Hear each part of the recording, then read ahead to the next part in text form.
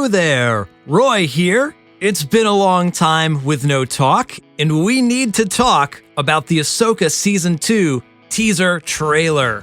This thing looks freaking awesome. It's iconic. It's got everything that I want to see in a trailer. It's pretty easy to win me over when you've got B-Wings and Star Destroyers and lightsabers and all that classic iconography always works for me. And I think that's something Ahsoka does really well, is balance the feel and vibe of the original Star Wars trilogy while still kind of expanding and doing its own thing. And especially when you consider Dave Filoni's touch of what he brings from animation, and in a way that's its own kind of like expanded universe. And so, man, I'm really excited for this new season because I love this about Ahsoka, that it's so classic Star Wars. But, you know, Star Wars is a galaxy far, far away, and here we are in a galaxy even farther away. We're in 2 galaxies, in fact. And so I'm pretty hyped on this. And part of that is like, this is just a really good trailer. And I don't think we've seen a lot of, quote unquote, at least what I think is a good trailer from Star Wars in recent memory. A lot of the trailers don't seem like they're for me, or the kind of way that I would tease it out. Maybe if I was making it myself, I don't know. I've never had to cut up a trailer for, an 8-episode series or a 2-hour movie, and I'm sure that's a really difficult thing to do. But I've been kind of let down with some of the trailers, and especially when you call it a teaser trailer, like this trailer, I wouldn't call this a teaser. This is just a legit trailer. But in the past, we've gotten teaser trailers that have really been like, whoa, that's all you're going to show me? And like, that's the tone you're going with? And I'm kind of confused. And then when you do get to the real trailers, it's like, oh, you're showing me like everything. This is like the whole darn movie. Star Wars seems to go kind of like in extremes with the way they do their trailers. And here I am, I'm going to go on a 10-minute rant about trailers, but I guess that's kind of what this video is supposed to be. This trailer really works for me though. It kind of hits right down the middle. And for anyone that thought season 1 was kind of slow with the pacing, or there wasn't enough action, if the first season wasn't your favorite season of Star Wars TV, I can get that. But judging from this trailer, it looks like, season 1 set up season 2, where now all the gloves are off. I mean, look at this like conflict that's going to happen between Thrawn and the New Republic, and he calls them the Rebel Alliance, and like, this is going to be a real fight.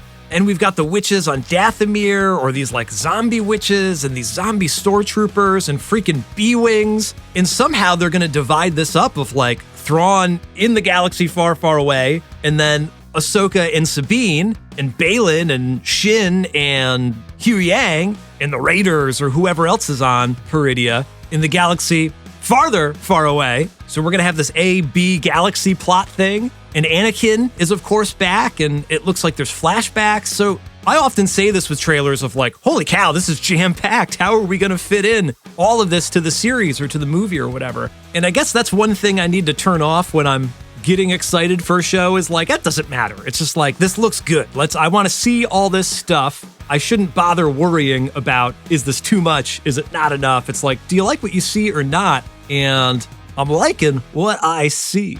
I've also been reading the Thrawn books recently. I read Thrawn 2017, and I'm in the middle of Thrawn Alliances right now. Man, I really enjoyed that first Thrawn book. So I'm hoping not to set too much expectation, but I mean, it looks like we're going to get a decent amount of Thrawn here. So I'm stoked for that. I've been kind of living in Thrawn world right now. It's funny because in the books, it's like nothing ever goes wrong. He like always has the upper hand, and he's always thinking several steps ahead. Man, it's just going to be fun to see him interact with. I mean, think of how crazy it is that he's been away. Like, what does he even know about the, normal Star Wars galaxy? He's been removed. So that's going to be really interesting to see how he reacts to that and reacclimates to that. Or I guess just doesn't, because he's like, I swore an oath to the Empire, so here I am. So I'm stoked for Thrawn, and I'm also really stoked to see Baylan again. I'm so glad that they're continuing his story. He was definitely my favorite character from season 1. So freaking epic.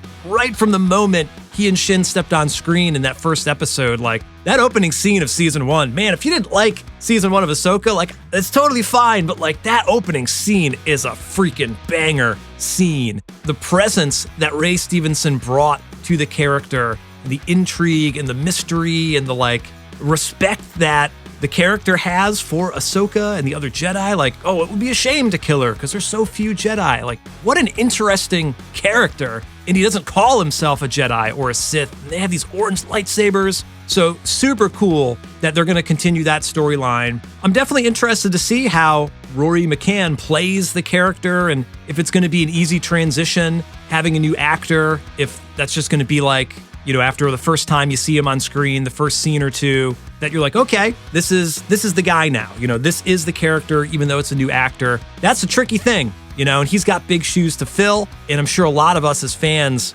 are thinking about this to a degree of like, Baylan is a cool character, man. Again, I've got some expectation there, but just excited. And that's also another side of the show that's really interesting because what is Baylan looking for? Where is that plot line going? How does that tie in with, you know, the Mortis arc from the Clone Wars? That's sort of Force lore. I mean, it's not even like Force lore. It's like galactic glue. I don't know what you call that. It's like I guess it's Force lore.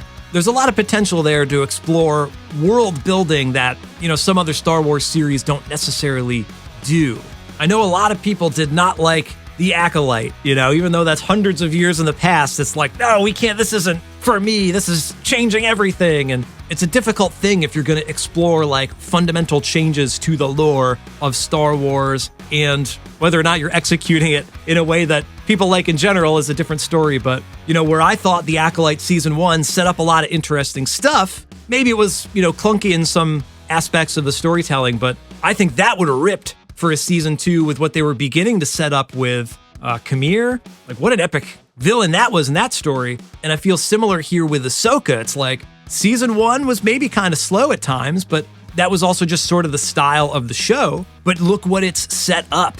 Look what I have risen above, you know? I might even go as far to say that Ahsoka is one of my favorite Star Wars streaming TV series. A while ago, whatever year Ahsoka Season 1 came out, we ranked all the shows from that year on the Krypton to Alderaan podcast. And I don't remember exactly how I ranked it, but I think I ranked The Mandalorian above it. And I didn't rewatch Ahsoka Season 1, but I rewatched the Kai Patterson movie edit of it. And I think his cut is fantastic. And, you know, it's obviously derived from the actual show. And so I got to give Ahsoka more credit. I do enjoy the world there. And, you know, I'm also a Rebels fan. And I think I, in general, jive with the way Dave Filoni approaches Star Wars. It's not the only Star Wars that I love. I'm definitely into the, you know, heavy and gritty side with Andor. You know, I'm here for all of it. But this looks like a lot of freaking fun. And I think that's kind of what Dave Filoni excels at.